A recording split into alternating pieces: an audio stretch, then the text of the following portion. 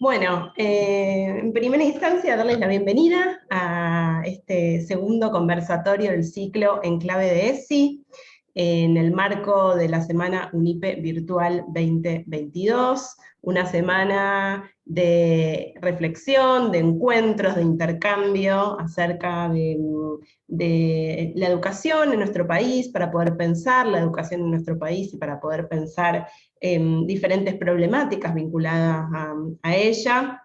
Me presento para quienes no me conocen, mi nombre es Denis Friedman, yo soy responsable del programa de Género y Diversidad Sexual en la Universidad Pedagógica Nacional, y hoy doy este inicio al conversatorio que denominamos Pedagogías Transformadoras y ESI, Experiencias Comunitarias, Sindicales y Escolares, con una doble alegría. Por una parte, porque es volver a encontrarnos para pensar estos temas que siempre nos invitan a seguir profundizando, a seguir potenciando, para poder poner en práctica, para poder implementar la educación sexual integral desde un enfoque de géneros, de diversidad y de derechos. Y también es una doble alegría porque lo estamos haciendo desde una cátedra libre, desde la cátedra libre ESI, Derechos y Formación Docente, que es una cátedra interdisciplinaria, interinstitucional, conformada por la Universidad Pedagógica Nacional, por SUTEBA y por 4 institutos de formación docente de la provincia de Buenos Aires, por el Instituto número 1, que es de Avellaneda, el Instituto 35 de Esteban Echeverría, el Instituto 27 de Bolívar y el Instituto 49 de Bransen. Esta es una cátedra sobre la que venimos trabajando desde el año pasado, en diferentes encuentros. Tuvimos a fin de año un conversatorio de lanzamiento de la cátedra, con la idea de que el 2022 sea el año de despliegue absoluto de nuestras actividades, entre ellas un ciclo de formación que vamos a estar lanzando muy próximamente, para estudiantes de nuestras instituciones y para docentes nobles de la provincia de Buenos Aires, con la idea de que sea un ciclo que nos permita profundizar, pues, que nos permita transversalizar los ejes de la educación sexual integral en nuestras formaciones, y en ese sentido va a ser también un espacio además de encuentro interinstitucional para nuestros estudiantes. Así que bueno, muy contentas y contentos de arrancarlo muy prontito. Y en el marco de las actividades que vamos a desarrollar desde la Cátedra Libre, quisimos hoy conformar también este espacio de diálogo, y para ello convocamos a 3 colegas, a quienes agradezco mucho por el tiempo, por la predisposición, por la respuesta inmediata del sí cuando les convocamos, que son Fernando Andino, Carlos Rodríguez y Silvia Suárez, que ahora María Belén Vallejos va a presentar más en detalle antes del inicio de sus presentaciones, y que luego también contará al final de este encuentro con algunos comentarios de Silvana Alcaraz. Todas integrantes, tanto María Belén como Silvana son integrantes de nuestro espacio. Bueno, agradezco el acompañamiento, obviamente, veo ahí a Sandra Ramal, a Juan, Balducia, a Cristina, digamos, a compañeras y compañeros de SUTEBA con quienes venimos trabajando, Mariana Ladowski, que también es parte de la cátedra docente de la UNIPE, y alguna persona más que seguramente no tengo en pantalla ahora, pero bueno, agradecerles también por estar acá, y la idea de este espacio, así como lo hicimos en el encuentro anterior, es poder compartir experiencias, compartir reflexiones, y poder seguir profundizando la presencia y la garantía del derecho a la educación sexual integral para nuestros y nuestros estudiantes. Así que arranquemos con este conversatorio. Muchas gracias. Bueno, gracias, Denis, por la verdad, ser tan clara, siempre tan inmensa compañera. Estamos muy contentos, como planteaba ella, porque entendemos que la educación sexual integral es la que amplía horizontes, y nada más ni nada menos que aquellos y aquellas que en sus territorios, en sus espacios, hacen las transformaciones y dan la batalla en lo cotidiano. Por eso,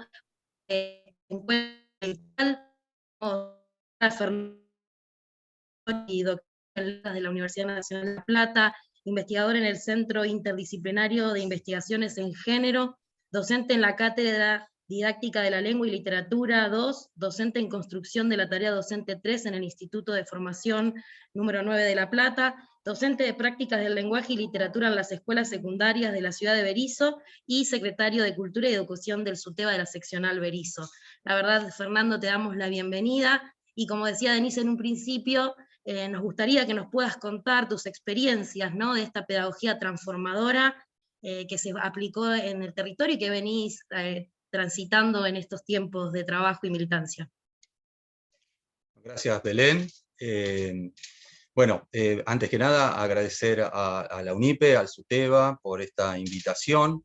Lo que yo preparé, ahora voy a pasar unas láminas, que es toda una exposición a partir de 3 escenas, de 3 experiencias concretas, que atraviesan desde el nivel inicial hasta el nivel universitario. Digo, para que veamos de qué manera en esos espacios continuamente y desde hace mucho tiempo aparecen emergentes de género. Emergentes de género en el sentido de la ESI cuando irrumpe en nuestras aulas, en nuestras salas, en nuestras cátedras, y nos exigen de alguna manera revisar los conceptos de conocimiento, ¿sí? Revisar epistemológicamente en dónde estamos parados con respecto a los puntos de vista respecto al conocimiento científico, ¿sí? Que evidentemente no es feminista todavía, porque tenemos un conocimiento científico basado en epistemologías centradas en un paradigma masculinista, y todavía tenemos que revisar. Yo voy a compartir estas escenas, y voy a ir contando de qué se trata, para después terminar con algunas preguntas disparadoras para avivar un poco el debate hacia el final de este encuentro.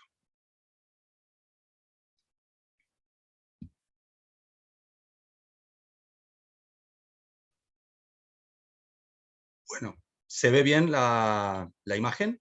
Sí, perfecto. Habría que poner presentación, podrás. Si pongo presentación, no sé si se va a agrandar, a ver. A ver.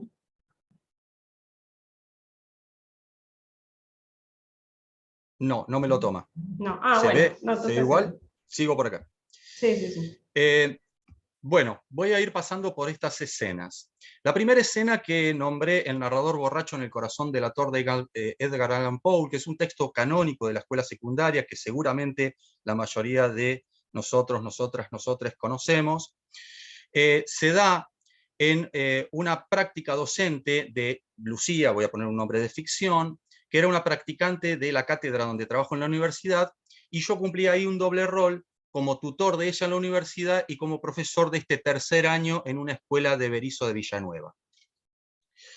Lo que ella planteó a partir de después de leer este cuento, donde un narrador loco y borracho asesina a un hombre, era que qué pasaba con ese narrador, y si ellos conocían, hizo esta pregunta, si ellos conocían a alguien así. Inmediatamente, desde los estudiantes, las estudiantes, empezaron a aparecer anécdotas de violencia doméstica que las paso a relatar. Agustín planteó que su padre, cada vez que volvía a la casa borracho, le pegaba a él y al hermano, pero que él ya estaba acostumbrado a eso. Yara planteó que su padre generalmente se encerraba en la pieza y no comía con toda la familia, que comía encerrado en la pieza. Y por último, Belén planteó que una vez el padre agarró una cuchilla y corrió a la madre por la casa por un ataque de celos. Estas fueron 3 anécdotas, 3 emergentes de violencia, en principio de género, violencias masculinistas, que hizo que Lucía, la profesora en formación, detenga la clase y frene con la práctica, y para lo que plantea ella es que le surgió una suerte de vergüenza que no pudo seguir, y bueno, siguió con la clase como pudo.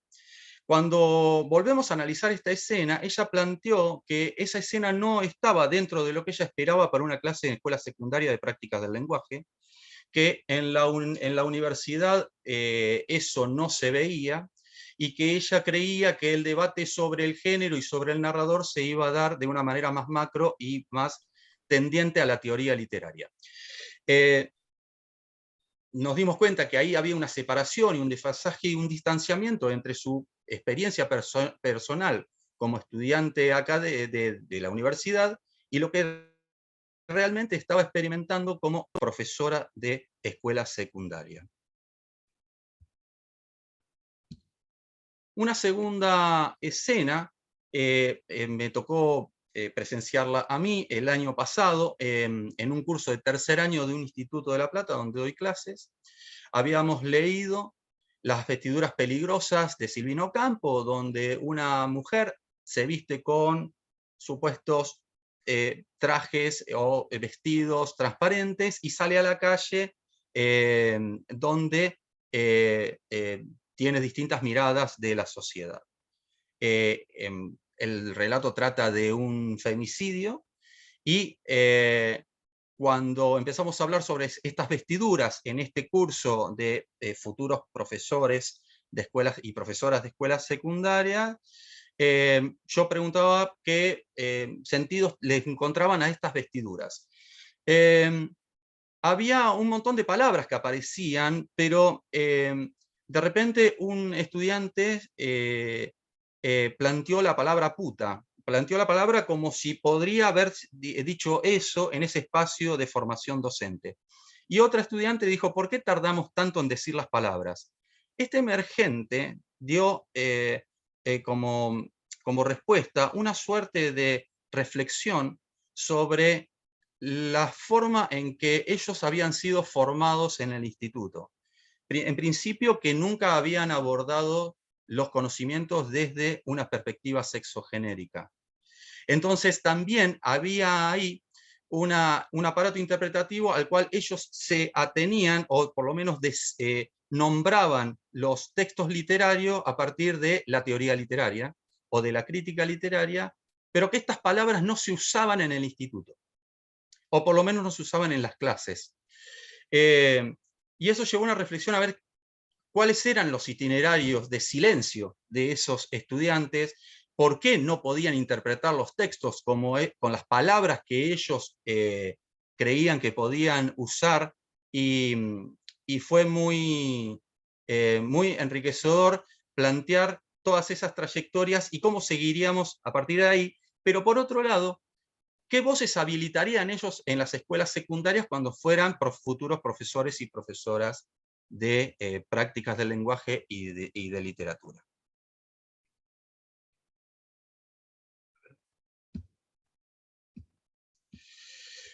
Por último, una tercera escena. Trabajamos en Berisso junto con la Secretaría de Género, con la secretaria Flavia Paliacán, en intervenciones en distintos espacios educativos, y el año pasado hicimos una intervención para trabajar el libro álbum Willy el Campeón de Anthony Brown, para trabajar la noción de masculinidades. Algo para mí fue un emergente de género pensar en las miradas docentes sobre las prácticas en los jardines de infantes y en primaria, pero en este caso me llamó la atención, y después lo discutimos con la agrupación y nos parecía lo mismo, que algunas directoras, no todas, pero de inicial, de algunos jardines de Berisso, planteaban como que la ESI ya la tenían resuelta en sus espacios educativos. Cuando intentamos indagar en eso, se dieron algunas respuestas de prácticas en el jardín, pero todo daba con que el jardín ya estaba deconstruido, por decirlo de alguna manera. Este nivel de resolución nos llamó la atención, y nos preguntamos mucho por qué aparecía este emergente que en principio nos pareció como hasta de clausura, teniendo en cuenta que pensamos a la ESI como un paradigma, una epistemología que indaga, interpela los conocimientos y nos indaga como también nuestras sexualidades y nuestras construcciones sexogenéricas.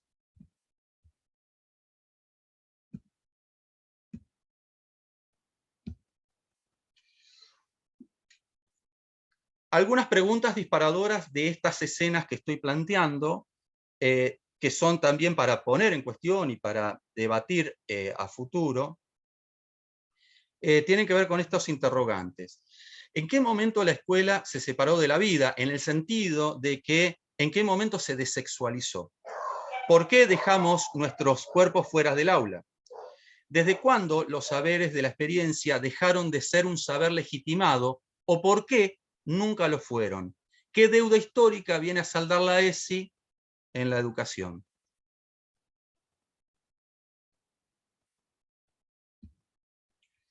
Con respecto a la primera escena, algunas preguntas que se me ocurrieron para este panel. ¿Por qué Lucía siente como ajenas esas anécdotas sobre la violencia doméstica de los estudiantes y las estudiantes? ¿Cómo fue formada? ¿Qué esperaba que despierte un narrador borracho y violento? ¿Qué nos dice, la vergüenza que la invadió? ¿Qué articulaciones se encuentran estos saberes de la experiencia con los saberes disciplinares en las prácticas escolares? ¿Y en la universidad?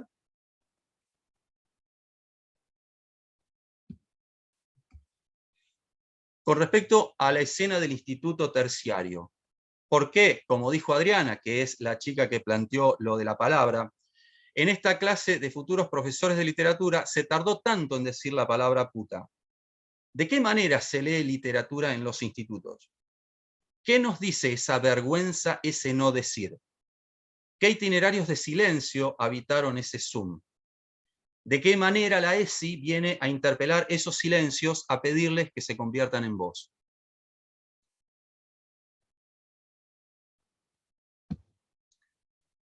Para ir cerrando, ¿por qué esta directora en el jardín, cuando hicimos la intervención con el Suteba Berizo, clausuró todo tipo de problematización? ¿Qué significa tener resuelta la ESI?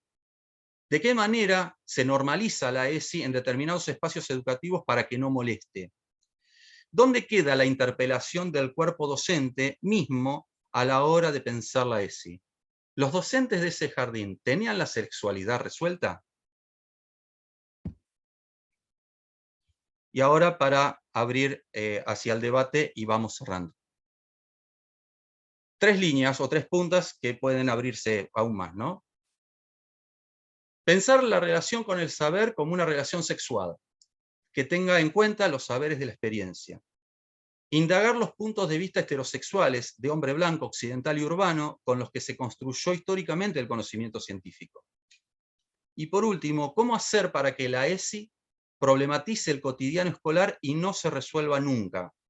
¿Qué deudas quedan aún pendientes para que el cuerpo docente sea atravesado por una mirada de género que abrace a todas las identidades sexogenéricas en los espacios socioeducativos?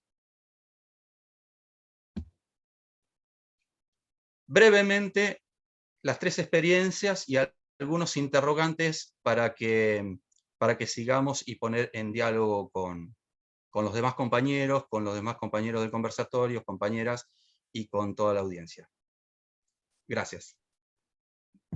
Muchas gracias, Fernando. La verdad que súper potente los relatos y demuestran, ¿no?, la importancia de adquirir esas herramientas y esa forma de ver el mundo en clave de derechos y en ESI para la formación docente, la importancia que es que podamos prepararnos para poder dar este diálogo, para poder responder estos interrogantes que son súper profundos y que seguramente en breve, después de escuchar las experiencias de Silvia y de Carlos, vamos a poder poner en común. Tal vez no tengamos la respuesta de todo, pero sí sabemos que desde el trabajo interdisciplinario, desde el compromiso, la militancia y los espacios que habitamos, vamos a tratar de buscarle la vuelta entre todos y todas para poder dar esta transformación a partir de la pedagogía.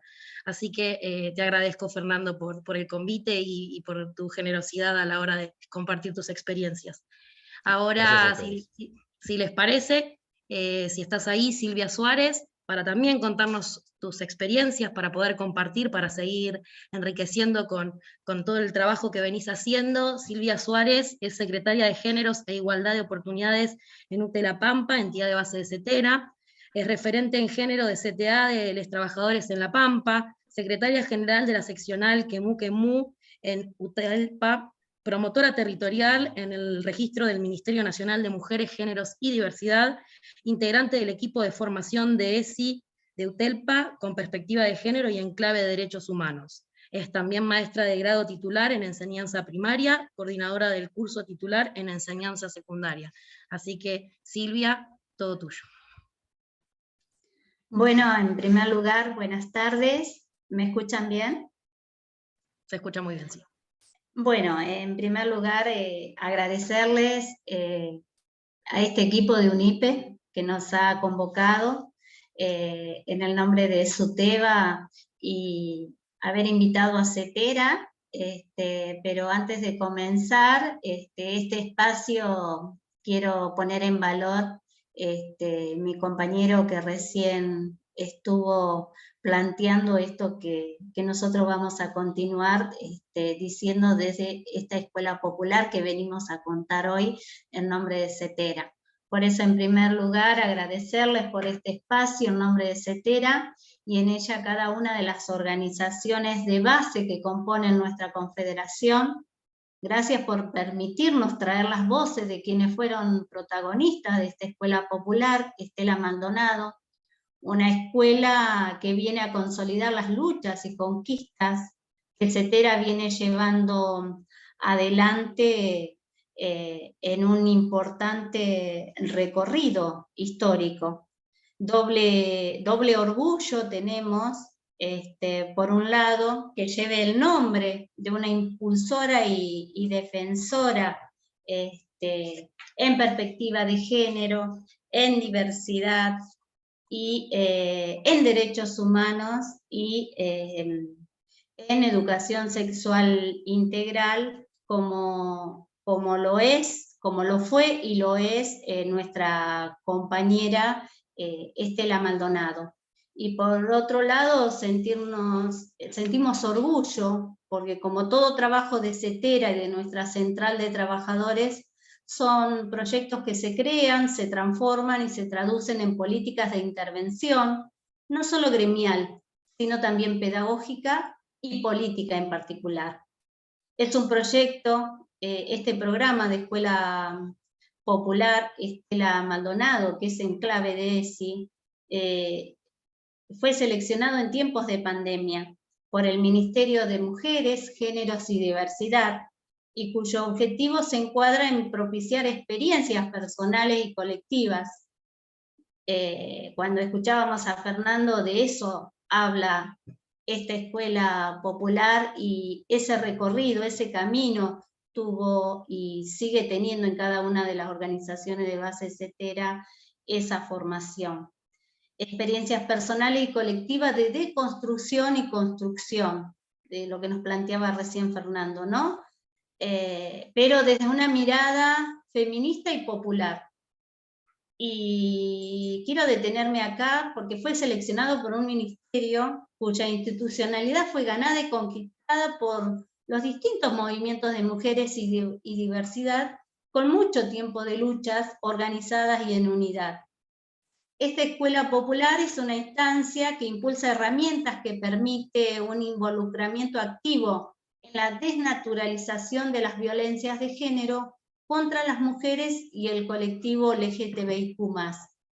El eje principal de esta formación es en relación a situaciones de violencia por motivos de género.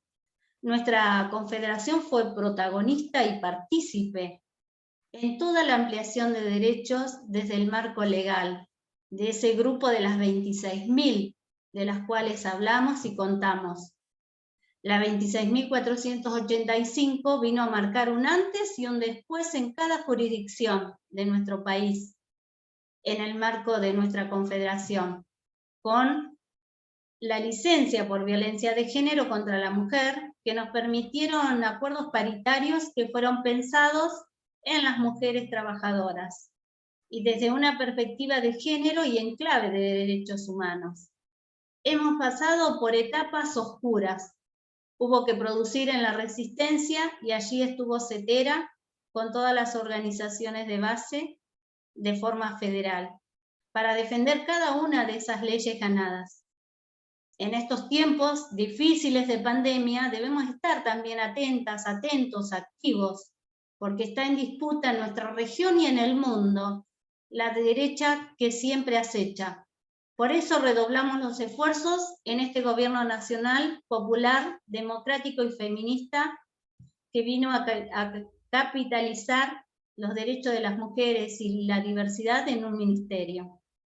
Por eso, desde allí hablamos que la ESI, por eso en este programa de la Escuela Popular, consideramos, como siempre se consideró, es una estrategia para promover derechos relacionados con los géneros y la diversidad, pensada siempre en una pedagogía que viene a plantearnos una manera diferente de pensarnos, de enseñar, viene a desnaturalizar situaciones que promueven desigualdades, a romper con los estereotipos, a revisar nuestras propias prácticas, nuestros comportamientos, nuestras conductas, en los diferentes ámbitos, de manera integral, en los ámbitos institucionales, en los ámbitos laborales, en los ámbitos sindicales y también en los ámbitos familiares, que es el territorio donde ahonda más la violencia.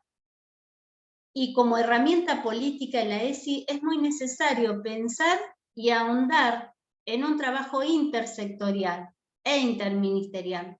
Y por allí vamos.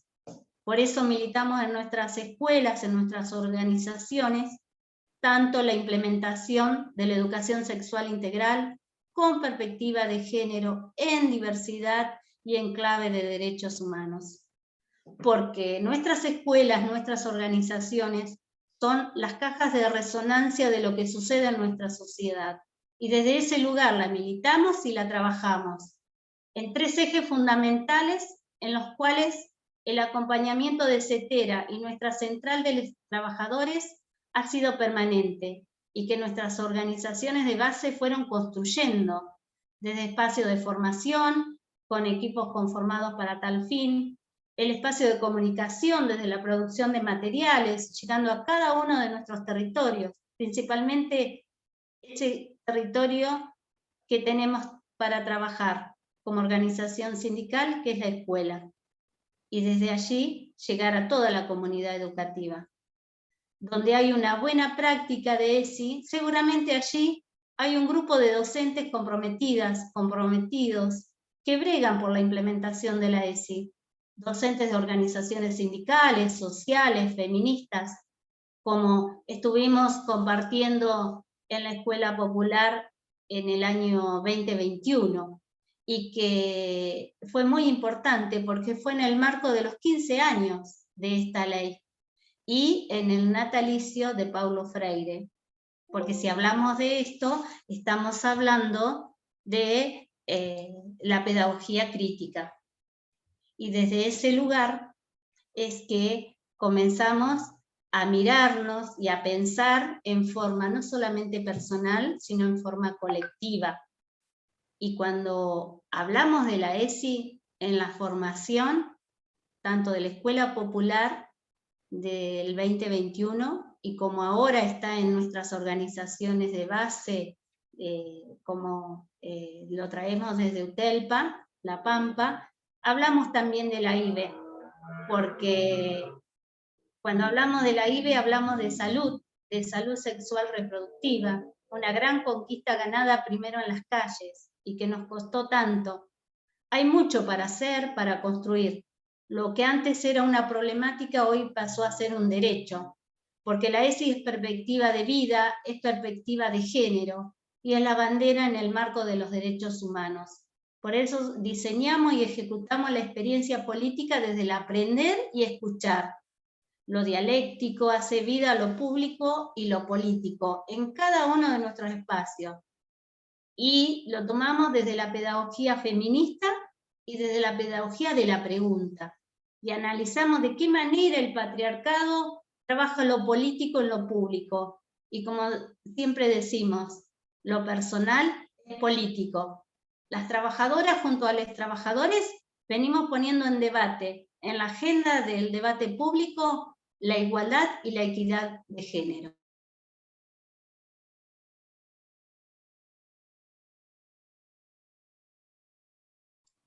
No sé, Silvia, ¿estás ahí o se desconectó, puede ser? A ver. Yo dejé de verla. Espera, vamos a ver si sigue. No, sigue conectada. Bueno, Ahí está, disculpe, ahí volví. un desperfecto técnico, pero acá estamos con las compañeras y no podemos decir que las mujeres, las trabajadoras y les trabajadores estamos en el ámbito del feminismo desde la sororidad. Y desde ese lugar habitamos el sindicalismo y acá está a la vista, ¿no? Recurrí a otra máquina, así que esto es lo que somos. Y desde este lugar trabajamos. Y desde este lugar construimos proyectos colectivos. Por eso desde este lugar las abrazamos desde cada uno de los lugares de nuestro país, de cada uno de los lugares de la organización de base. Por eso no puedo dejar de nombrar a nuestra compañera Sonia Leso, nuestra conducción desde CETERA, y allí a nuestra querida polaca que lleva adelante todo el equipo de la Secretaría de Género, y a la Central de los Trabajadores, a todo ese grupo de género que está trabajando, y no puedo dejar de nombrar a nuestra querida compañera Estela Díaz. Así que desde ese lugar es que hoy estamos contando esta experiencia, y bueno, para cerrar, porque ya debe faltar muy poco tiempo, ha sido para nosotros muy importante esta formación de ESI, de esta Escuela Popular, Estela Maldonado, y cuando nos llama Cristina Echegoyen, en nombre de SUTEBA, para nosotros fue un gran orgullo, por eso desde UTELPA un saludo especial a todo ese grupo de compañeras y compañeros, porque esta construcción de la Escuela Popular, Estela Maldonado, es de todas y todos, y es el resumen en la síntesis de todo este trabajo de años que nuestra querida Confederación y nuestra central viene llevando a cabo. Así que para nosotros es un gran orgullo. Muchas gracias, Silvia. La verdad que te escuchaba y nombrabas a Freire y él decía, ¿no?, que para que tenga que ser, tiene que estar siendo, y bueno, eso es lo que se hace a cotidiano. Creo que los docentes, las y los docentes sabemos de qué se trata, y un poco el espíritu de la Cátedra Libre y de este encuentro tiene que ver con eso, que podamos reflexionar, compartir experiencias, tomar la palabra. Desde los feminismos aquello que no se dice no es, así que es muy importante poder compartir y convidar qué pasa en cada uno de los territorios a lo largo y a lo ancho del país. Así que también agradecerte y mandarte un abrazo, compañera, de acá desde Buenos Aires. En esta oportunidad, pensando en el trabajo interdisciplinario, en la importancia que tiene que ver la promoción de los derechos humanos, pero también el trabajo que se hace poniéndole el cuerpo, vamos a presentar en este caso a Carlos Rodríguez, que es activista por los derechos humanos de las personas que viven o que se ven afectadas por el VIH-Sida, y es activista también del LGTBI+, en la Red Bonaerense de Personas Viviendo con VIH. Es co-coordinador de la Cátedra Libre, Sexualidades, Géneros y Derechos Humanos, Chesida, Faxo, Unicen. Capacitador en Educación Sexual Integral por el Programa Nacional de Educación Sexual Integral, miembro fundador de la Red Bonaerense de Personas Viviendo con VIH-Sida y cofundador del programa interdisciplinario Chesida, radicado en la Secretaría de Extensión de la Facultad de Ciencias Sociales Unicen. Carlos. Buenas tardes a todas, todos, todes. Gracias por la invitación, gracias a Silvana Alcaraz, compañera de SUTEBA, de Bolívar, también de la Cátedra Libre de la UNIPE.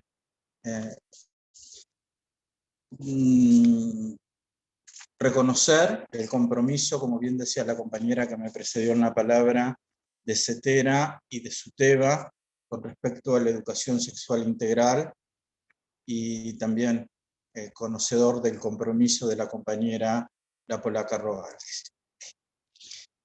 Voy a intentar utilizar el tiempo para compartir experiencia, más que nada, ¿no? y agradecer a Fernando cuando habilita el poder hablar y poder pensar desde alguna experiencia social que no era considerada o que era negada, ¿no? En mi caso no soy docente. Voy a hacerles una introducción. El programa HSIDA, un poco de historia, comienza a tomar forma en el año 1998. En ese momento yo me encontraba cursando el tercer año de Antropología Social en la Facultad de Ciencias Sociales de aquí de Olavarría, dependiente de la UNICEN, cuando tengo el diagnóstico de VIH. En ese momento el VIH era algo que ocurría lejos, afuera. En el imaginario popular de nuestra ciudad o de nuestra región era algo que veíamos por televisión o ocurría en las grandes ciudades. Aquí en Olavarría, por ejemplo, no había. Todos sanos. Fue muy interesante porque ese mismo momento, y seguramente el poder, el haber accedido en ese momento a la universidad pública, el conocimiento, había cursado ya un seminario de antropología médica, me hizo problematizar esta cuestión de vivir con virus y qué iba a ocurrir, ¿no? Aparte del shock personal de tener el diagnóstico. Estoy hablando del 98, hacía 3 años que en el mundo recién habían aparecido en el 95 la terapia antirretroviral o cócteles, que se llama hoy. Voy a tratar de ordenarme y de enmarcar lo que les quiero contar. Voy contando todo esto pensando que el año pasado se cumplieron 40 años de la emergencia del VIH-Sida en el mundo. 40 años han pasado de esta pandemia y que nos encuentra en otra pandemia, ¿no? Y que en algún momento los discursos imperantes a través de los medios de comunicación, o recuerdo cuando fueron los primeros casos de COVID, volvimos a tener quienes activamos en estas cuestiones así como un déjà vu. Volvió a aparecer aquella noción que hizo tanto daño y que aún persiste, y que también agradezco a Fernando en esto de repensar los sentidos, quién nombra, cómo nombramos, de qué manera, de los grupos de riesgo. Recordarán ustedes que en los 80, 81, comienza todo un discurso que es el que va a instalar el estigma y la discriminación que hoy, a 40 años de la pandemia, con todos los conocimientos, aún persiste. Aún las personas que vivimos con VIH sentimos el estigma y la discriminación. Por eso agradezco este espacio, porque creo que la escuela, los docentes, los estudiantes, la ESI como derecho de los estudiantes, ¿no? Son de un gran aporte, porque cuando la información es clara y cuando la escuela habilita que comiencen a ocurrir determinadas cuestiones, o habilita a la pregunta, habilita el intercambio, creemos nosotros como activistas puntualmente que ayudan a reducir el estigma y la discriminación, y también que deje de haber más infecciones. Las estadísticas oficiales marcan que el VIH-Sida, lejos de haber menguado, hay un alto crecimiento estadístico de infecciones de personas muy jóvenes, de personas que se inician a su vida sexoafectiva y contraen el virus. Bueno, de hecho en Argentina existe la red de jóvenes y adolescentes y jóvenes positivos, la RAJAP, que los invito a que la busquen por las redes sociales y que los escuchen ustedes como docentes también, qué tienen ellos para decir. Vuelvo al inicio y a la construcción, voy a tratar de relacionar, bueno, el tema que nosotros conocemos, que es trabajar con el VIH, lo que le dio sentido a la existencia de lo que fue el programa HSIDA creado en el 98, 99, comenzamos a tener las primeras demandas de la escuela. El primer ámbito de intervención que tuvimos fueron las escuelas. Y allí nosotros íbamos prácticamente sin tener muy en claro que éramos invitados, como la escuela tradicionalmente invitaba, a externos. Recuerdan que para hablar de educación sexual integral se invitaba a médicos, médicas, psicólogos y a veces hasta curas. Era muy interesante todo lo que ocurría allí. En ese momento nuestro discurso, si bien lo íbamos teniendo en cuenta y a medida que nos conformábamos como equipo, teníamos claro que el VIH tenía una profunda raíz social, que era necesario superar la mirada biologicista del VIH para darle la complejidad que tiene lo social, como bien lo marcaron acá, las dimensiones de género, de edad, de clase social, de etnia. Son cuestiones interesantes que comenzaban a aparecer en el VIH. ¿Y quiénes nos enseñaban a nosotros, digo, asociadas al VIH? ¿Quiénes nos enseñaban a nosotros puntualmente en esto que estamos compartiendo, en este conversatorio, para luego dar pie al debate? Los estudiantes. Nuestra estrategia pedagógica era innovadora en el sentido que podíamos. Ingresábamos a las escuelas al primer turno secundario y los pibes decían, otra vez una clase de VIH. Estaban aburridos, cansados de escuchar como loros y repetían como loros las vías de transmisión. Digo vía de transmisión porque una de las cuestiones, y que Fernando apuntaba que tenía que ver con los sentidos, fue comenzar a disputar cómo se nombraba, las narrativas que había.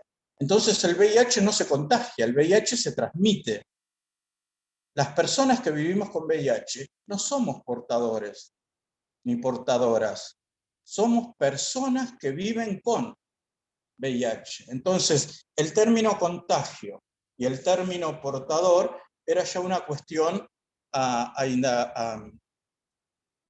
tensionar, a ver si seguíamos reproduciendo este tipo de discurso, estaba claro que también seguíamos reproduciendo estigma y discriminación. ¿Por qué lo asocio también a lo LGTBIQ, o digo, a las sexualidades o identidades sexogenéricas disidentes? En los discursos de los 80, puntualmente por el periodismo, es necesario, hay un trabajo muy interesante que realiza Santiago Semaitis, que hace una historia de la educación sexual en la provincia de Buenos Aires puntualmente también, y en Argentina trata de contextualizar el momento en que el VIH emerge en el mundo y en Argentina puntualmente. Estos grupos de riesgo estaban integrados por grupos sociales previamente estigmatizados, históricamente excluidos y estigmatizados, homosexuales, drogadictos, prostitutas. Lo que venía a ser que, fíjense que va a ser recién en 1990, cuando la Organización Mundial de la Salud va a quitar de la lista de enfermedades mentales a la homosexualidad. Ayer, no tanto tiempo. Por eso la importancia de la ESI y de sostener en esta línea de tiempo, ver qué ha ocurrido y cómo llegamos a la educación sexual integral y dónde estamos parados hoy y cuáles son los desafíos también. Decía que en los primeros casos en Argentina se da, alguna vez leía una nota que decía, en los primeros casos de VIH o de SIDA, las organizaciones tratamos de quitarle el impacto a la palabra SIDA, porque lo correcto es hablar de infección de VIH, porque es la infección de VIH y el no tratamiento o el no haber sido detectado a través de un estudio el que me va a llevar a la etapa de SIDA, ¿no? Lo correcto es hablar de VIH para quitarle el estigma o esta cuestión de que tuvo durante años el SIDA asociado a muerte. Hoy podemos hablar de que indetectable es igual que intransmisible, podemos hablar de, bueno, de lo que está ocurriendo y que estamos demandando en este momento a nivel país, que es una nueva ley de VIH, que se iba a tratar en extraordinarias, no se lograron conformar las comisiones, está esa ley, veremos que no pierda estado parlamentario por tercer año, es una ley superadora, es una ley que va a incorporar todas estas miradas que compartieron los compañeros previamente. Y esto que nosotros compartimos como programa, que es la cuestión de la mirada social mucho más compleja asociada al VIH. Un enfoque de géneros, de derechos humanos, que contemple lo que se entiende por determinantes sociales de la salud, digo, el acceso a la vivienda, a la educación, al trabajo, a la salud, asociadas a la cuestión de vivir con VIH. Nada, decía que en el 82 estábamos saliendo de la dictadura más feroz que tuvo nuestro país, la dictadura más cruel, y nuestra sociedad de alguna manera había sido también contaminada por discursos a través de los medios hegemónicos, y una manera de reaccionar como se podía a medida que nos íbamos enterando del horror de lo que había ocurrido, también se había instalado el por algo será. Y ese por algo será de alguna manera también se trasladó a quienes se infectaban de VIH-Sida. Por algo será, por llevar una vida promiscua, por llevar una vida licenciosa, por ser anormales, entendiendo por la normalidad la heterosexualidad. Todas esas cuestiones calaron hondo en la sociedad, impregnaron los discursos, las prácticas, que ocurría tanto en el ámbito de la educación como de la salud. También van emergiendo las organizaciones de personas viviendo con VIH. Hoy a nivel país hay organizaciones nacionales, organizaciones provinciales, como bien decían al presentarme, participo de la Red Bonaerense de Personas Viviendo con VIH, y como dijo hace poco una exgobernadora, no es lo mismo fumarse un porro en Palermo que en un barrio popular. También nosotros podríamos decir que no es lo mismo vivir con VIH en Palermo que en sectores populares. Creo que se me va acabando el tiempo. Creo que hay desafíos todavía interesantes. En mi experiencia como trabajador en algún momento, como capacitador en el año 2014-2015 en la provincia de Buenos Aires, escuchando a docentes de los distintos niveles, secundario, primario, inicial, se me ocurre pensar y traer nuevamente acá, que creo que está en la línea, que también nos invitaba a pensar Fernando, es una de las puertas de entrada de la educación sexual integral, que es la reflexión sobre nosotros mismos. ¿Qué nos pasa a nosotros con nuestra propia sexualidad? ¿Cuán conformes, cuán felices estamos con nuestras identidades sexogenéricas para luego sí poder abrirnos a poder plantear y seleccionar contenidos, propuestas didácticas para trabajar con los estudiantes? Para que realmente el trabajar la ESI desde la perspectiva de géneros, y estoy diciendo géneros, no digo género, porque género asocia nuevamente al binario, al femenino masculino.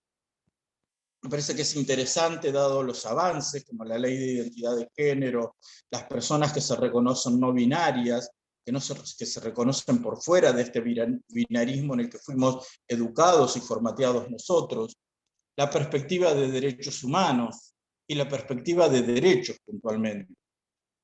Otro desafío creo que nos queda es superar el paradigma biologicista. Al momento de seleccionar contenidos de ESI, sigue primando el tratamiento y el tratamiento y la selección de contenidos desde el paradigma biologicista. Tendríamos que preguntarnos por qué. ¿Será porque es más cómodo? La escuela no habla de ¿cuándo la escuela dejó la sexualidad fuera? Se preguntaba, o algo así Fernando. Creo que, por eso hablaba del trabajo de Santiago Semaití, es interesante ver que la escuela nunca dejó la sexualidad afuera. Inclusive cuando no hablaba de sexualidad, estaba tomando un posicionamiento respecto a la sexualidad, a cómo se educaba, se veía, por ejemplo, en la educación física, de deportes para chicos y deportes para chicas, de lo que estaba permitido y lo que no estaba permitido con respecto a esas cuestiones. poder pensar la sexualidad, por eso volví a la puerta de entrada. ¿Qué nos pasa o qué les pasa a quienes están en el aula y trabajan con estudiantes todos los días, con respecto a sus propias preguntas, miedos, prejuicios que tenemos en tanto personas, seres humanos, todos, con respecto a la sexualidad? Porque creo que ahí está uno de los grandes interrogantes. Observamos que cuando hay manifestaciones de los movimientos LGTBIQ+, piden más educación sexual integral con perspectiva de género. ¿Qué nos estarán diciendo? Y en el caso del VIH puntualmente, la invitación es a que podamos pensar a ese sujeto, digo, dentro de los contenidos, de lo que dicen los cuadernos que ha elaborado el Programa Nacional de Educación Sexual Integral y demás, que podamos pensar que esta diversidad sexogenérica está en los estudiantes, pero también está en los adultos que habitan las escuelas. Hay diversidad sexogenérica en docentes, digo, en los que integran la comunidad, en lo que entendemos por comunidad educativa. Ahí también tenemos que comenzar a entender que está ese otro, que no está afuera, que no es alguien potencial sobre el que hablo. Y lo mismo ocurre con las personas viviendo con VIH. Hay docentes viviendo con VIH, hay alumnos viviendo con VIH, entonces los discursos y la selección de contenidos o la manera que abordamos los temas puntualmente nos obligan a repensar, y como decía el ministro Sileoni en su momento, cuando era ministro de Nación, nos interpela a tener un posicionamiento político, pedagógico y ético. Y también un compromiso que quien ha transitado desde la diversidad alguna vez como niño maricón en un pueblo, en una escuela de provincia, a entender que no puede haber silencio pedagógico ante ninguna situación o discurso o práctica de violencia. Que una situación de ese tipo en un aula nos da pie, por ejemplo, para comenzar a abordar contenidos de ese. Y otro desafío, creo, es poder sacar o llevar aparte de la escuela la ESI a las organizaciones sociales, clubes, trabajar con las familias puntualmente, porque estos avances de la derecha y estos movimientos antiderechos de con mis hijos no, con mis hijos no te metas, porque la educación sexual corresponde solamente a las familias, persiste todavía. Antes eras de la Iglesia Católica más ortodoxa, estos discursos, y hoy también vemos que aparecen en algunas de las líneas de los movimientos o de las iglesias evangélicas a nivel país. Gracias. Gracias a vos, Carlos. La verdad que súper potente todo tu relato, y pensando en la ESI, ¿no? Como esta herramienta transformadora que vos comentabas y como esa posibilidad de transformar las realidades, los entornos, y la ESI como esa experiencia que trasciende el aula, que vos planteabas de cómo podemos trascender, me parece que es fundamental entonces seguir trabajando, seguir potenciando con cada una de las experiencias, aportes, y estos desafíos lo que marca es la agenda de lucha, como dicen, y como se plantea desde el SUTEBA cuando nos juntamos los compañeros y las compañeras. La verdad que pensar entonces en clave de derechos humanos es principal, pero también con perspectiva de género, como vos bien comentabas. A mí me parece importante en esta instancia del conversatorio darle lugar a la compañera Silvana, ¿sí? Que tal vez puede echar un poquito luz antes de abrir el debate, que me parece que va a ser súper enriquecedor porque hay bastante manos levantadas y bastante comentarios en el chat, que va a estar bueno hacer el intercambio. Bueno, ¿se escucha bien? ¿Se escucha? Sí, bárbaro. Cambié de dispositivo. Bueno, primero celebrar este encuentro entre la universidad, los profesorados, las organizaciones y ¿no? Nosotros revisando nuestras prácticas desde cada una, desde las intervenciones que fueron haciendo Fernando, Silvia y Carlos, la verdad, de una manera muy clara y una mirada para repensarnos, ¿no? Todo el tiempo, creo que cuando nosotros decidimos militar la ESI, profundizar sobre la ESI, tenemos que sí o sí reflexionar sobre nosotros mismos. Y eso lo hacemos no solamente desde lo cotidiano, ¿no? Sino también desde la revisión de nuestras bibliografías, de nuestras fuentes. La verdad que pensar, ¿no? Repensar lo que ellos fueron diciendo, yo fui tomando en cada uno de ellos, cuando empezamos a hablar de esto que irrumpe, ¿no? Los emergentes que nombraba Fernando, ¿qué es lo que hacemos? Que tiene que ver mucho en relación a nuestras trayectorias. ¿Por qué a mí esto me interpela y a otro docente no le interpela? Es decir, ¿por qué esto para mí es un emergente y para otro no?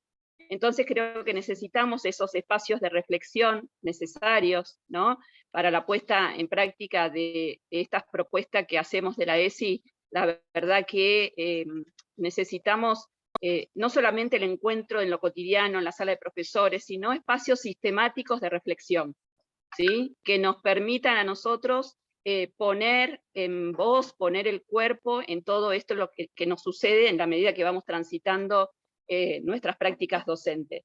Y revisarnos, ¿no? Epistemológicamente hablando, y decir, bueno, ¿qué hemos construido? ¿Cómo nos hemos formado para llegar a pensar como pensamos y sentir como sentimos? Porque poner el cuerpo en la ESI es sumamente importante. Nos atraviesa totalmente, como decía Carlos, es decir, reflexionar sobre nosotros mismos, ver qué pasa con nuestras sexualidades, ¿sí? Eso va a hacer que seamos más garantes de estos derechos.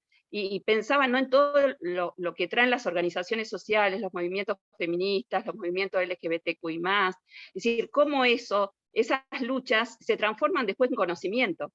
Ese conocimiento que se transforma en ley, pero que debido a esas luchas. Entonces ahí nosotros estamos, ¿no?, como docentes, como formadores de docentes, promoviendo la participación política en esos espacios de lucha, que pueden ser por dentro de los espacios de formación docente o por fuera. Entonces, la relación, la articulación entre los sindicatos, los espacios de formación, las organizaciones sociales, creo que son sumamente interesantes, ¿sí? Para seguir replanteándonos cuál es el lugar que nosotros tenemos como militantes, en este caso de la ESI, ¿no? Así que creo que es algo a seguir trabajando, como decía que hoy Fernando, decir, hay escuelas que dicen que la ESI está resuelta. Creo que la ESI nunca se resuelve. Creo que la ESI viene a incomodarnos, ¿sí? Viene a interpelarnos. Entonces necesitamos seguir profundizando sobre estos espacios. Y agradecer, ¿no?, las organizaciones sociales, estas escuelas populares que están más presentes en algunos municipios, en algunos distritos que en otros. Por ejemplo, acá nosotros en Bolívar no tenemos escuelas populares. Entonces necesitamos, creo que, retroalimentarnos entre esas experiencias y las experiencias que nosotros podemos tener en los pueblos un poco más conservadores que otros. Así que bueno, las y les invitamos a, yo no estuve leyendo ahí las preguntas, pero creo que deben ser sumamente interesantes, y agradecerle a Fernando por toda la experiencia que nos trae, ¿no? Siempre que podemos y tenemos la posibilidad de hablar, si él tiene la capacidad de sistematizar estos emergentes, que esto también sería interesante, ¿no? Cómo cada institución toma estos emergentes, los sistematiza y lo transforma en conocimiento para el resto. Creo que sería una propuesta que ahí está, ¿no?, girando. Y en la cátedra que nosotros tenemos pensados también, ¿no?, mostrar cuáles fueron estas experiencias exitosas que han permitido la libertad, la posibilidad de mejorar las condiciones de nuestras estudiantes. Y los desafíos, ¿no? Todos los desafíos que hoy nombraba Carlos, creo que son sumamente necesarios que los sigamos revisando, ¿no? Para que la sexualidad sea mucho más libre, ¿sí? Pero que podamos luchar por todo lo que nos falta. Así que bueno, muchas gracias a estos tres excelentes disertantes, ¿sí? Otra vez Fernando, Carlos y Silvia, y seguramente nos seguimos encontrando en estos espacios. Y a todo el equipo de la cátedra de la UNIPE, a Denise, a Cristina, a Sandra, y bueno, y a todas las compañeras de los otros institutos. Así que muchas gracias. Bueno, gracias, Silvana. La verdad que, bueno, yo me sumo en el agradecimiento, ha sido un placer escucharlos y escucharla a Silvia, a Fernando y a Carlos. Muy interesante porque además, no solo, digo, cuando hablamos de interpelar, no es interpelar en afuera al otro, sino es interpelarnos a quienes estamos escuchando acá, ¿no? Cuando Carlos decía, bueno, ¿cuánto de todo eso a veces reproducimos? Y entonces poder ahí, ¿no? Pararnos un poco y pensar desde dónde decimos ciertas cuestiones, me parece que es sumamente importante, y que además también recupera, retoma algo que hay que volver a decir porque parece que a veces no queda del todo claro para algunos sectores, y es la importancia de la educación sexual integral para todo lo que venimos diciendo. La sexualidad nos atraviesa en la vida, y poder pensarla, poder problematizarla desde la escuela, porque la escuela es el ámbito desde los espacios comunitarios, desde las organizaciones. Me parece que es fundamental para que la sexualidad, justamente como decía Silvana recién, sea vivida en libertad y en la generación de autonomía, ¿no? De autonomía de los niños, niñas, niñes, jóvenes y adolescentes. Así que, bueno, gracias por las 3 intervenciones que han sido sumamente interesantes. No sé si ahí en el chat hubo algunos comentarios, también podemos abrir el micrófono, digo, para quien quiera hablar y compartir alguna reflexión o pregunta. Mientras comparto la de Cristina, que dice: todas las intervenciones hacen pensar en la necesidad imperiosa de desnaturalizar el silencio en las aulas. Y Alejandrina escribe ahí: pensar las potencias y los límites de la ESI, no solo sus límites internos, sino aquellos que desde afuera de ella la condicionan, como los aspectos propios de la formación docente, como decía Fernando en una de sus experiencias, y la gramática escolar, parcialización de los tiempos y segmentación de espacios de manera estricta. Pensar que las luchas sindicales no pueden dejar de contemplar estos aspectos para demandar que sean revisados. Si necesitamos espacios sistemáticos de reflexión, necesitamos no tener más docentes taxis, necesitamos espacios de encuentro que no sean sobrecargando los pocos espacios que nos quedan para nuestras vidas afuera del trabajo. Participo desde acá porque está con el hijo durmiendo. Gracias, Alejandrina. No sé si alguien más quiere hacer una pregunta, un comentario. Está abierto el micrófono para hacerlo, o el chat.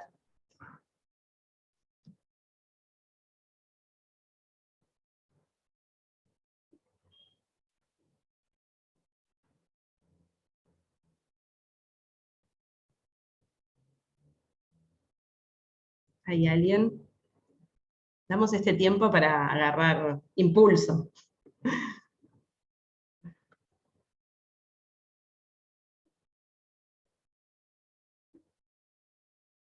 Ahí Sandra me parece, Sandra, ¿no? sí. Bueno, voy a hacer una intervención breve. La verdad que han sido muy interesantes las perspectivas, los pensamientos, los aportes que cada uno de los compañeros y compañeras trajo hoy aquí, y me quedé pensando en esto del espacio colectivo, ¿no? Para sistematizar. Ustedes saben que durante el gobierno de Malquismo nos desmantelaron, ¿no? Todo lo que es la formación permanente en ejercicio, ¿no? Es una lucha histórica de la CETERA desde que nacimos, ¿no? La necesidad de que contemos en la jornada de trabajo, ¿no? Como parte del proceso de trabajo, espacio para justamente, ¿no? Para la producción de conocimiento, para la sistematización y la reflexión. Por eso quiero celebrar, porque ustedes habrán visto que recientemente se acaba de firmar nuevamente el relanzamiento del programa Nuestra Escuela. Creo que va a ser una oportunidad muy importante para debatir y discutir aquellos temas prioritarios en este tiempo, sabiendo que la pandemia ha dejado muchos aprendizajes, pero hay temas que tenemos que poner en la mesa, y entre ellos está la ESI, ¿no? Creo que hay muchas experiencias muy ricas, positivas, durante tiempo de pandemia, y hay otras que tienen que ser de agenda nacional, de agenda provincial, y no es casual que en estos 2 años de pandemia nosotros como sindicato hemos recibido una gran demanda, tanto de postítulos, de cursos, ¿no? Bueno, pero tenemos en este momento un Estado presente para garantizar, ¿no?, todas esas formaciones necesarias para las agendas que se vienen, ¿no?, que son muy importantes. Así que seguramente ya vamos a tener muchas novedades de cursos. Bueno, ustedes ya han transitado las jornadas institucionales de cursos, postítulos a nivel nacional y también en el marco del SUTEBA, y bueno, y esta cátedra justamente, que ya se van a enterar, que seguramente Denise y el equipo vamos a contar también con una propuesta también con certificación. Así que bueno, solamente decirles eso, que lo estamos haciendo, estamos todos pensando colectivamente cómo mejorar y tener una educación pública, una comunidad, un barrio más organizado, ¿no?, en perspectiva de derechos. Así que ahí, hacia allá vamos, hacia todo lo que hace falta. Gracias, Sandra. Bueno, tenemos 2 preguntas, y Alejandrina le preguntaba a Silvia si podía contar un poco más acerca de la Escuela Popular, y después tenemos 2 manos levantadas, una de Cristina y otra de Rosana. Así que si querés, Silvia, contanos un poco más acerca de la Escuela Popular, y después damos la voz a las compañeras. Bueno, en primer lugar, ¿cómo nace esta construcción? Recién planteábamos que fue una construcción colectiva, fue un proyecto federal, donde de diferentes organizaciones de base se comienza a construir el proyecto de este programa. Y eso es lo rico que tiene, porque cuando un proyecto nace colectivamente, se sostiene en el tiempo y se llega lejos. Y desde ese lugar, con diferentes, hubo 8 encuentros, y entre esos encuentros hablábamos de las voces de los estudiantes, que son los protagonistas y fueron los protagonistas de esta escuela, donde la temática, el eje, como lo planteábamos, fue las situaciones por motivos de género, pero desde ese lugar era la clave ENESI, dándole otro sentido, interpelando, como decían recién nuestros compañeros, desde este lugar, ¿no?, de una parte dinámica, desde mirando hacia un proyecto integral institucional. Desde ese lugar se plantea, desde una parte dinámica, donde diferentes actores nos planteaban las diferentes experiencias, como lo planteaba Fernando, trabajar con los emergentes, se comienza a trabajar con las experiencias personales y colectivas. Como un ejemplo, en Utelpa, en La Pampa, uno de los ejes fue la ESI como derecho humano, ¿no? Y dentro de ese derecho humano trabajamos la licencia por violencia de género, temática que es transversal y que nos moviliza a todas, a todos y a todes. Entonces, desde una situación particular, cotidiana, desde una mesa de profesoras y profesores de un colegio, plantear directamente y analizar esa situación desde ese lugar que le pasa a esa compañera que llega a un día común particular de clase, de qué manera orientar, acompañar, que tiene un acuerdo paritario, que tiene una licencia por motivos de género. Y desde ese lugar se fue planteando y acompañando en diferentes materiales que el mismo ministerio, tanto de educación, de nación, de provincia, íbamos cargando en una biblioteca colectiva. Pero lo más rescatable, que lo tomamos de la Escuela Popular Estela Maldonado del año pasado, es el encuentro cara a cara, de la forma virtual con los estudiantes, con los profesores y desde diferentes lugares. y eso fue lo más rico, esto que planteaba Silvana, ¿no? Me quedo con esto porque lo que permite crecer y construir es tener estos espacios, pero que sean sistemáticos. Podemos tener espacios reflexivos, pero que sean sistemáticos, que tengan un seguimiento y que esté acompañado.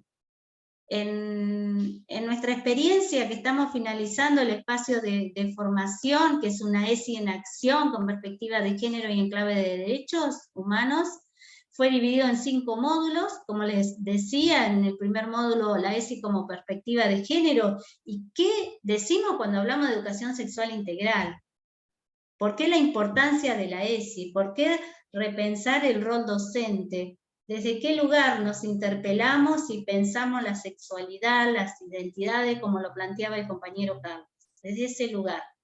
Y con otra mirada, con esta mirada de la pedagogía crítica que nos plantea Freire, ¿no? Empezar a pensar desde otro lugar, a pensar, a deconstruir y a la vez construir, desde estas experiencias cotidianas. Y así fuimos haciendo el recorrido con 8 equipos de tutoras y tutores que son referentes regionales de nuestra provincia, y desde ese lugar todo fue como lo planteó la Escuela Popular Estela Maldonado, ¿sí? Y llegamos a la construcción colectiva al finalizar del módulo 5 con un proyecto institucional integral que las mismas docentes nos presentaban.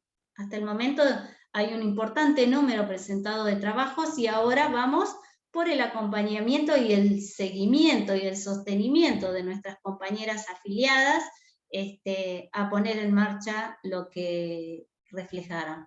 Los foros de intercambio fueron muy importantes porque eso dio resultado en la Escuela Popular Estela Maldonado el año pasado. Encontrarnos en forma regular, sistemática, y plantear y poner en palabra la problemática, las diferentes fortalezas y debilidades que encontrábamos, y sobre la marcha empezar a reconstruir lo que se había planteado, eso fue muy rico. Y tener una coordinación y un sostenimiento, ¿no? ¿De qué hablamos? Y defender este derecho que es tan importante, como decimos. La ESI es una bandera en el marco de los derechos humanos. No sé si respondí la pregunta. Gracias, Silvia. Sí, yo creo que sí. Gracias por compartir la experiencia de esta formación tan potente y tan importante. Muchas gracias. Seguimos con Rosana, que tenía la mano levantada, y después con Cristina.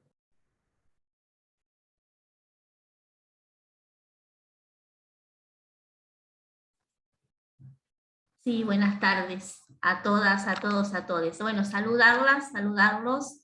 Ahí veo entrañables compañeras del SUTEBA con las que hemos caminado y aprendido tanto, y saludar compañeras y compañeros de la UNIPE.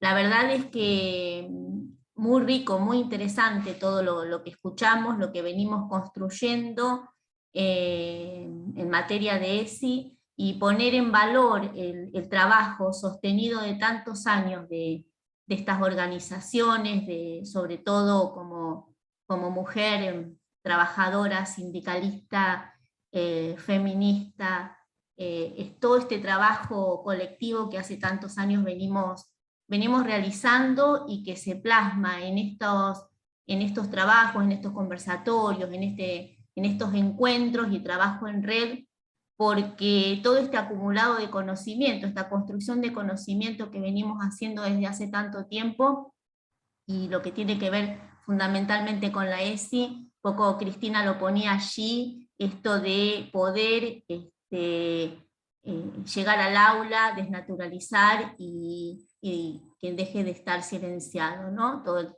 el trabajo que se tiene que hacer con la ESI, mirándonos a nosotras mismas, a nosotros mismos, repensándonos, y también nuestras prácticas, pero fundamentalmente desde una construcción colectiva. La verdad es que siempre es más que interesante poder participar de estos encuentros y escuchar tantos aportes valiosos.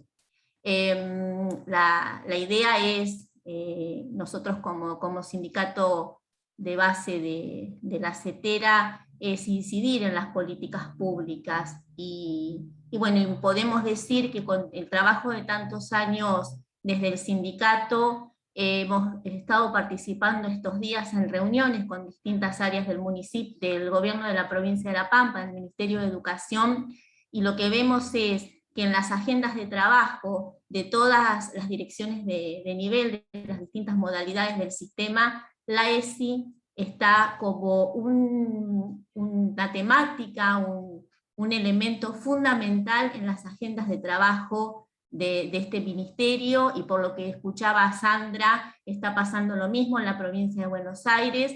La verdad que esto también es trabajo del sindicato, también es trabajo de tantos años de lucha, de tantos años de poder participar en las paritarias, en la paritaria nacional docente, en la paritaria provincial, y esto nos da este paraguas de poder decir, bueno, vamos y avanzamos con el tema de la ESI, pero avanzamos desde las políticas públicas, porque es el Estado también el que tiene que garantizar con formación, con financiamiento y con políticas públicas que la ESI esté en cada una de las escuelas, y que los y las docentes podamos apropiarnos de estos conocimientos y trabajarlos en las aulas, que ese es el objetivo fundamental. Así que desde UTELPA, desde La Pampa, vemos que avanzamos en este sentido. Falta mucho todavía, pero que incidir en las políticas públicas también es fundamental para que la ESI sea cada vez más una realidad en todas las escuelas. Así que agradecer el espacio, y bueno, como siempre a disposición para seguir trabajando juntas, y un abrazo enorme a tanta gente querida que veo allí en la pantalla. Bueno, gracias, Rosana. Gracias por reponer también un lugar que sabemos que es central, fundamental, como el del Estado, ¿no? En tanto garante de los derechos humanos, así que gracias por reponerlo ahí. Cristina, y después tenemos una pregunta también en el chat para Fernando. Sí, hola, ¿qué tal? ¿Cómo están? Buenas tardes a todos y todas. Ante todo, agradecerle a Fernando, a Silvia y a Carlos la generosidad de compartir sus experiencias y su conocimiento también. Y yo quería tomar algo en lo que me quedé pensando, que dijo Carlos cuando hizo referencia a vincular a la ESI con las organizaciones sociales, con las organizaciones más locales, y pensaba en algo que decíamos mucho al inicio de las primeras capacitaciones que hacíamos en el SUTEBA, justamente con el equipo que tenía conformado la CETERA en el año 2008-2009, y era más a modo de reflexión que lo planteábamos en ese tiempo, y yo creo que sigue vigente, y es, lo vinculo también con lo que planteó Fernando como interrogante, ¿no? La ESI, ¿cuándo se está resuelta la ESI? ¿O cuándo terminamos de trabajar la ESI en la escuela? En realidad, bueno, convencida de lo que dijeron también otras compañeras, nunca. Está en permanente evolución, en permanente proyección, y creo que tenemos que tener muy presente que para que estas embestidas que hay cada tanto por grupos más ortodoxos, por grupos más vinculados a la derecha, que no promueven la libertad ni de las personas, ni de los cuerpos, ni de las mentes, es tener presente que, así como decía Carlos, que en una época ingresaba el externo, y depositábamos todo el saber en el guardapolvo blanco de la doctora o del doctor, por ejemplo, tenemos que tener siempre presente ese punto de reflexión como trabajadores y trabajadoras de la educación, que no debe depositarse el saber en nuestro guardapolvo blanco. Esto que él plantea en relación a vincularnos de otro modo con las organizaciones sociales y locales, a mí me interpela como dirigente sindical a cargo de la Secretaría de Género, recojo el guante, creo que hay que pensar, tenemos que pensar desde los sindicatos una vinculación más estrecha y más clara. Y por último, digo, mucho de lo que fue relatando Carlos en ese recorrido histórico de lo que fue hablar del VIH en las escuelas, yo lo viví desde mi lugar de orientadora social en las escuelas en Avellaneda, y recuerdo las capacitaciones y el trabajo que se hacía desde el sindicato con otras organizaciones, y si bien tuvo buenos resultados y tuvimos la oportunidad de aprender y de desaprender, hay muchas cosas de las que dijo Carlos que a mí también me interpelan, ¿no? Esta cuestión de, tenemos estudiantes en los institutos, en las escuelas secundarias, con VIH, tenemos compañeros y compañeras de trabajo que tienen VIH, y por eso yo escribí, fue lo primero que se me ocurrió, ¿no? El silencio en las aulas, y ahora le agregaría, que pensé un ratito, el silencio en la escuela también.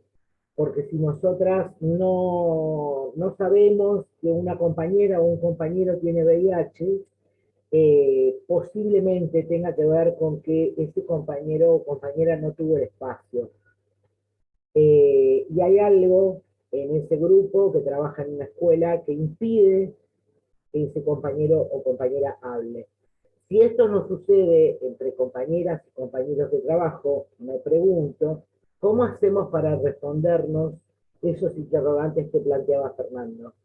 La verdad que me voy así con un montón de preguntas, y me resulta también desafiante pensar en la cátedra, ¿no? ¿Qué cuestiones también podemos, después de este conversatorio, incorporar para el debate cuando ya larguemos concretamente la cátedra? Nada, eso era lo que quería compartirles, y agradecerles nuevamente a Carlos, a Silvia y a Fernando haber estado disponibles tan rápidamente para este conversatorio. Gracias. Gracias, Cristina. Sí, tal cual, nos dejan. Por suerte quedan grabados estos conversatorios, así que de ahí vamos a poder retomar muchas de estas reflexiones, experiencias que están buenas para recuperarlas en nuestro espacio. Ahí Andrea Gambini le pregunta a Fernando si hay respuestas para los interrogantes que compartiste.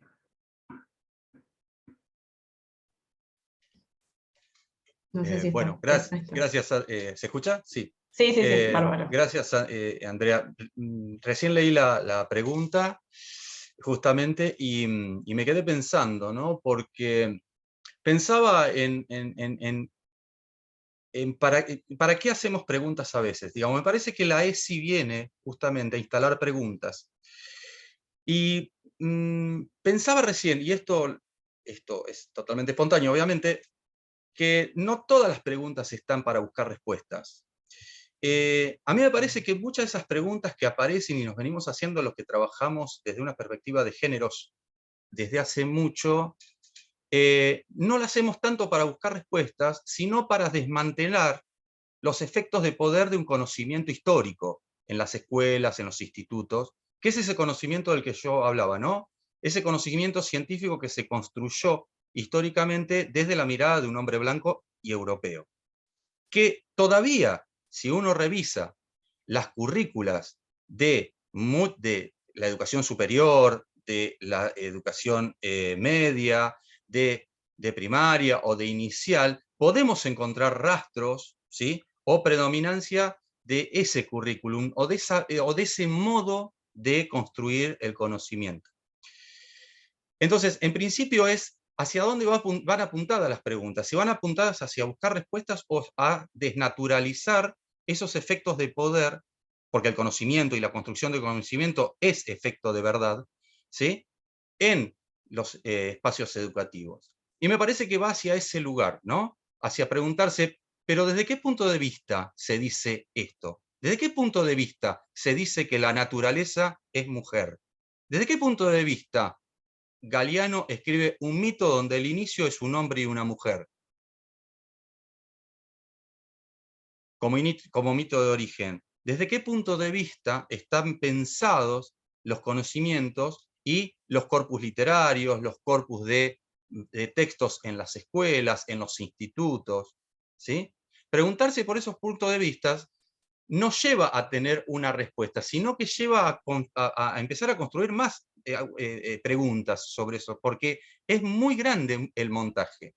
Y en esto una última reflexión a partir de los compañeros y compañeras que fueron hablando, y coincido con Silvana cuando habla de sistematización. Porque en muchos espacios, y desde el SUTEBA lo venimos viendo cuando vamos a las escuelas, hablamos con los compañeros, hay una suerte de ESI aplicacionista. ¿Sí? Es como una ESI que sobrevuela algunos institutos y algunas prácticas, pero que realmente no se cuestiona por el conocimiento, sino que tematiza, ¿no? Tematiza violencia, masculinidad, feminidad, pero que realmente no interpela las subjetividades, ni de los docentes, ni del conocimiento, no interpela los currícula, no interpela los saberes. Entonces, y con esto cierro, sigue siendo la ESI un terreno de disputa. No es solamente una ley, no es solamente una normativa, no es solamente una letra para ser aplicada. Es un terreno de disputa por la forma de ver el conocimiento. Entonces, nada, me sirvió la pregunta para darme una respuesta a mí mismo. Gracias, Andrea. Gracias, Fernando. Creo que nos vamos con muchos conceptos para seguir pensando, ¿no? Carlos traía en relación a lo que vos decís, la cuestión de la disputa por la narrativa. Y tiene mucho que ver con eso, ¿no? Digamos, desde dónde y qué estamos diciendo, cómo y desde dónde. Así que, bueno, nada, mucho, y esto de decir aplicacionista, muchas cuestiones para seguir indagando y pensando. Gracias al Estrés por este espacio y por compartir sus experiencias. Sí, Carlos. Sí, quería compartir Sí. algo que se me pasó en este tono, ¿no? De quedarnos pensando, interpelados, interpeladas. Algunas cuestiones que cuando nosotros comenzamos a trabajar la prevención del VIH, que fue las primeras convocatorias en las escuelas, allí por el 1999, demás, trabajábamos desde el paradigma de la prevención. Esta interacción con les estudiantes y con les docentes nos hizo también dar un paso superador, entendiendo que los discursos de prevención por lo general son discursos de control social.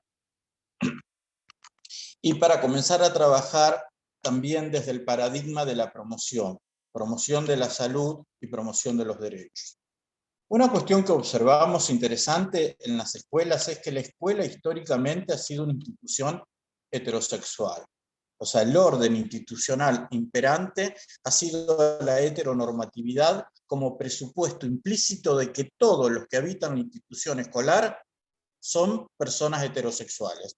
Por lo tanto, la presunción de heterosexualidad vamos a tener que ponerla también entre signos de preguntas y abrirnos.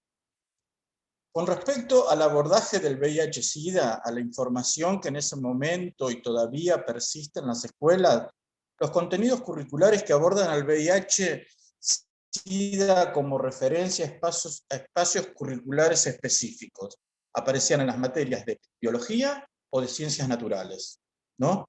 Ahí nos parece interesante algo que apareció acá cuando ustedes hablan de la práctica docente, entiendo también, ¿no?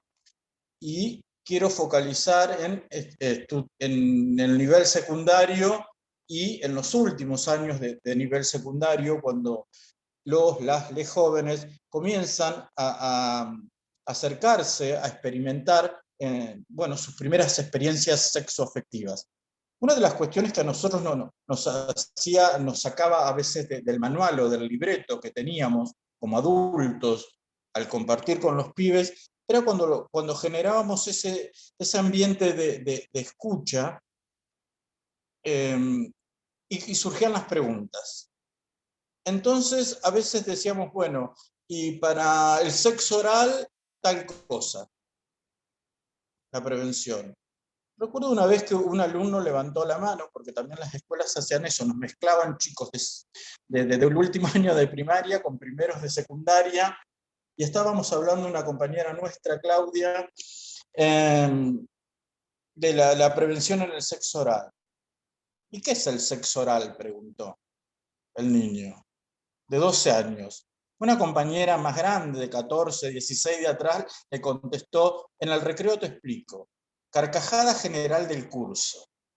¿Qué hacíamos nosotros en ese momento para transformar eso en un hecho educativo y proteger de alguna manera a quien había preguntado desde la ingenuidad más y de la honestidad total, qué es el sexo oral? Entonces a mí me parece que entre estas cosas también que tenemos que tensionar, interpelarnos, es ¿qué decimos? Por ejemplo, hablamos de relaciones sexuales, dando por entendido, o sea, una de las vías de mayor transmisión del VIH o de otras ITS son las prácticas sexuales sin cuidado, ¿no? Esa es una de las vías de transmisión centrales del VIH. Y hablamos de relaciones. A mí me parece que tenemos que comenzar a hablar de prácticas sexuales. O si hablamos de relaciones, dejamos a la sexualidad o a las prácticas sexuales en el ámbito del amor romántico, como si las personas tuviéramos prácticas sexuales solamente cuando estamos enamorados. Entonces, ¿de qué hablamos? Por eso focalizaba en los, de acuerdo a las edades, en los estudiantes de secundario de los últimos años, ¿no? Poder repensar, digo, pero para eso vuelvo a lo mismo, tenemos que hacer el ejercicio de repensarnos nosotros mismos, como sujetos, como adultos, qué nos pasa frente a la sexualidad, a nuestra propia sexualidad y a la sexualidad. Y después observábamos algo que también surgió acá, que es esta cuestión de la sexualidad como problema. La ausencia de discursos o de narrativas asociadas a la sexualidad, al goce, al placer, al derecho, la sexualidad como problema. Era para prevenir el VIH, una ITS o un embarazo no deseado. Digo, hoy en épocas que se ha logrado a través de la lucha, de las organizaciones, la IVE, ¿no? Digo, ¿cómo ingresa ahí? Y los enfoques predominantes entonces que aparecían con respecto a la información que daba la escuela a través de estos espacios curriculares específicos, como la biología o ciencias naturales, eran enfoques de riesgos siempre, o sea, la sexualidad, la cuestión del riesgo, posturas moralizantes o patologizantes que ayudaban o coayudaban a procesos de estigmatización, discriminación y miedo social. Por eso es mucho el trabajo, y como bien se dijo acá, no es solo pensar una clase de educación sexual temática, sino que esto exige de alguna manera, y está bueno este involucramiento de los sindicatos, como CETERA, como SUTEBA, para poder pensar una formación continua sobre esta temática. Gracias. Muchas gracias, Carlos. Me sumo a los aplausos de Soledad. Juan había levantado la mano y si no hay ninguna intervención, luego yo les quiero compartir una lectura muy cortita para cerrar la mesa. Buenas tardes a todos, todes. Cortito, simplemente hay dos frases entre las que se dijeron que me habían quedado replicando. Una es la que planteó Fernando, ¿no? Bueno, él decía que no tenían respuesta, o en todo caso era más bien como un motivo para irse interrogando, interpelando, ¿no? Pero de todas formas me pareció que era interesante cuando la escuela se separó de la vida, ¿no?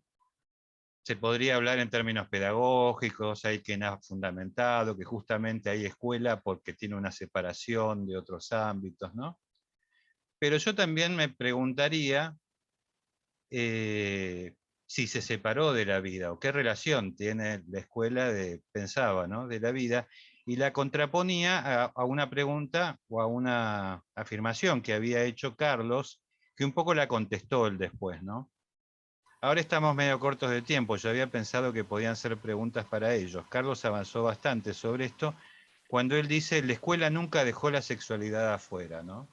Bueno, ¿de qué forma estaba presente la sexualidad? Ahora estuvo avanzando, ¿no? Pero la contraposición además entre las dos frases me parece que es interesante, ¿no? Porque abren preguntas, interrogantes, también de, como lo fueron planteando todos, que fue muy interesante, ¿no? Interrogantes sobre la práctica, sobre qué hacemos, sobre qué queremos, sobre qué objetivos tenemos. Bueno, todos los interrogantes que uno se puede plantear cuando está en un aula y está trabajando con otros, ¿no? Bueno, eso, y bárbaro el encuentro, la verdad me pareció muy bueno. Gracias, Juan. Bueno, yo me voy a permitir terminar este encuentro con la lectura. Mientras iba escuchando, tenía un libro acá cerca que había estado mirando, y que se llama Conversar la escuela, no sé si lo conocen, Complicidades pedagógicas para otra ternura, y quisiera terminar con haciendo un recorte de un texto ahí, que la sección se llama ¿Qué pedagogía se olvidó de reír? Y el texto se llama Pedagogías. Y dice, las pedagogías a contracorriente ocurren, ahora pasan, no simplemente, no espontáneamente, no naturalmente, tampoco tan sesudamente. No son un proyecto racional ni un cálculo, no son una estrategia o una ingeniería sin fugas, sin dispersiones, sin desviaciones. Las pedagogías a contracorriente florecen. No se hacen las pedagogías a contracorriente exclusivamente en la escuela o en la calle, sino en un territorio que ellas fundaron entre ambas. Son anfibias, llenas de incrustaciones como un collage, una constelación de narrativas y memorias que vienen al presente, callejizan la escuela y meten de prepo aulas en medio de calles y campos. Las pedagogías, esperen porque estoy haciendo como un recorte rápido. Las pedagogías a contracorriente son de devolver voces silenciadas y abrir senderos en las noches. Creo que mucho de eso pudimos hacer acá con estas pedagogías transformadoras, críticas y feministas, y como decía Cristina, dejar de silenciar aquello que muchas veces aparecen de ese modo en nuestras escuelas, ¿no? Porque también veía acá hay un poema que dice que justamente los silencios no son ausencias, también son por acción. Entonces de ese modo también hay que desilenciar por acción. Muchas gracias nuevamente.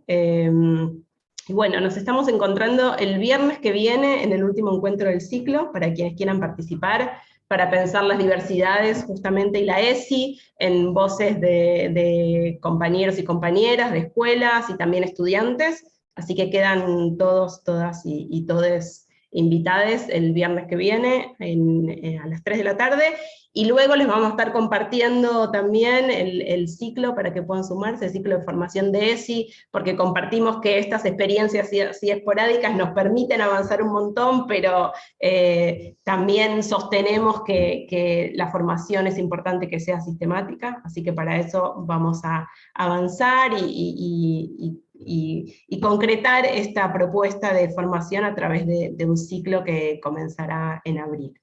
Muchas gracias, gracias a quienes han compartido experiencias y exposiciones, y a todos y a todas y a todos por sus preguntas, por estar acá en este espacio y compartir preocupaciones comunes para avanzar en la garantía de derechos, ¿no? Que finalmente eso es lo que queremos. Así que los saludo, las saludo y nos estamos viendo. Chau, chau. Gracias. Gracias. Chao, compas. Chao, chao. Chao. Muy bueno.